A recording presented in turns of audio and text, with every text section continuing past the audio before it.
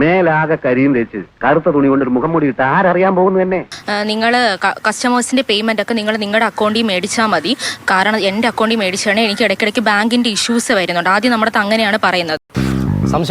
സോമനങ്ങളുടെ confidence കാണുമ്പോഴാണ് എനിക്കൊരാശ്വാസം. പിന്നീട് കുറെ നാൾ കഴിഞ്ഞതിന് ശേഷമാണ് ദിയ ചേച്ചി ഇങ്ങനെ ഞങ്ങളുടെ പറയുന്നത് നമുക്ക് ടാക്സിന്റെ ഒക്കെ ഇഷ്യൂസ് ഉണ്ട്, അതുകൊണ്ടാണ് ഞാൻ നിങ്ങളുടെ പേയ്മെന്റ് ഡീറ്റെയിൽസ് കസ്റ്റമേഴ്സിന് കൊടുക്കുന്നത്. ഇവനെ ഒന്നും നമ്പാൻ പറ്റൂല. കാശ് തട്ടാൻ വേണ്ടി തന്നെ നമ്മളെ തേടി വന്ന പോലുണ്ട്. ദിയ ചേച്ചി പലപ്പോഴും ഷോപ്പിൽ വരാറില്ല. പലപ്പോഴും അല്ല, ദിയ ചേച്ചി വരാറില്ല. ദിയ ചേച്ചി എപ്പോഴും ട്രിപ്പിലും കാര്യങ്ങളൊക്കെ ആയിട്ട്.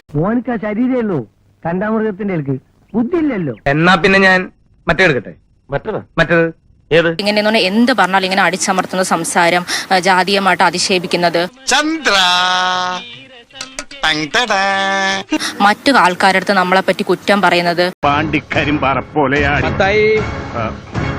അവിടെ നിന്ന് ഞങ്ങൾ എത്തിയതിനു ശേഷം ഞങ്ങളുടെ പൈസ വാങ്ങിയതിന് ശേഷം ദിയയുടെ വീട്ടുകാർ ഓരോരുത്തരായിട്ട് വിളിക്കുകയും അവരെല്ലാവരും ഓരോ കാറിലായിട്ട് വന്ന് ഞങ്ങളുടെ അനുവാദം ഇല്ലാതെ അവർ 5 പേരും 5 സൈഡിൽ നിന്ന് വീഡിയോ എടുക്കുവാണ്. തെറ്റായ വ്യവസ്ഥിതിക്കെതിരെ ഒരു വ്യക്തിയുടെ പോരാട്ടമാണ്.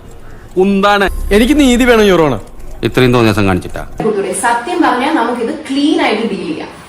അല്ലെങ്കിൽ ഇപ്പൊ ഞാൻ ഈ ചോദിക്കുന്നത് പോലെ പോലീസ് ആയിരിക്കും എന്ന് ചോദിക്കുന്നത്. നമുക്ക് ആഗ്രഹമില്ല. അയ്യോ, അതിനകത്ത് ആവശ്യമില്ല. ഞാൻ സത്യം മാത്രമേ പറയാറുള്ളൂ. എന്റെ കൊച്ചിലോട്ടുള്ള ലൈൻ അതാ.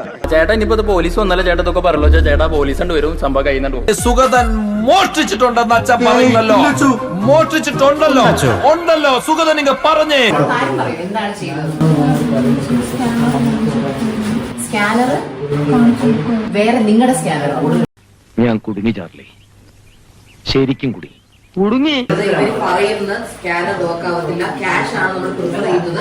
അല്ലാന്നുണ്ടെങ്കിൽ ക്യാഷ് ആവുമ്പോൾ അങ്ങനെ എടുക്കുക. കൗതുക ലേശം കൂടുതലാണ്. മാപ്പാക്കണം. അരിയും മുങ്ങി മണ്ണെണ്ണയും മുങ്ങി മാസം തോറും കിട്ടണ പഞ്ചസാരയും മുങ്ങി. ആരാണ് അത് ആദ്യം? നിങ്ങളിൽ ഒരാളായിരിക്കുമല്ലോ അത് ആദ്യം പറഞ്ഞത്. അതാരായിരിക്കും? അവളുടെ മോന്ത കണ്ടറിയാലോ. അപ്പൊ നിങ്ങൾ അത് ഒരിക്കൽ ആദ്യം ചെയ്തു. അപ്പൊ നിങ്ങൾക്ക് ആ കാശ് കിട്ടിയ നിങ്ങൾ 3 പേരും ഈക്വലി ഡിവൈഡ് ചെയ്താണോ എടുത്തത്? എല്ലാ പൈസയും കംപ്ലീറ്റ്ലി ഡിവൈഡ് ചെയ്താണോ? ഇതാ ഞങ്ങളുടെ പ്ലാൻ. ഇത്രേ ഉള്ളൂ ഞങ്ങളുടെ ബുദ്ധി. ചീറ്റി പണ്ടാറൊടുക്കി പോയി. പറ്റിപ്പോയി സാറേ, പറ്റിപ്പോയി. ഈ ഒറ്റോരുത്തർ എന്നെ കൊണ്ട് പിരികേറ്റ് ഇതൊക്കെ ചെയ്യിച്ചത്. ഇത്രയും നാൾ വരെ ദിവ്യ മാത്രം എടുക്കുക എത്ര വർഷമാണ്?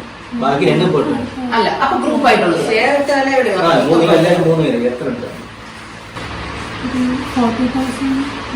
ഞാൻ വേറെ ഒന്നും ചെയ്തില്ല, ഇത്രേ ചെയ്തുള്ളൂ.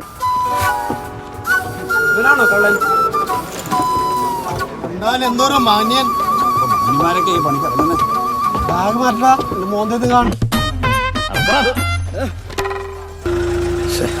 നല്ല സ്ഥലമായിരുന്നു.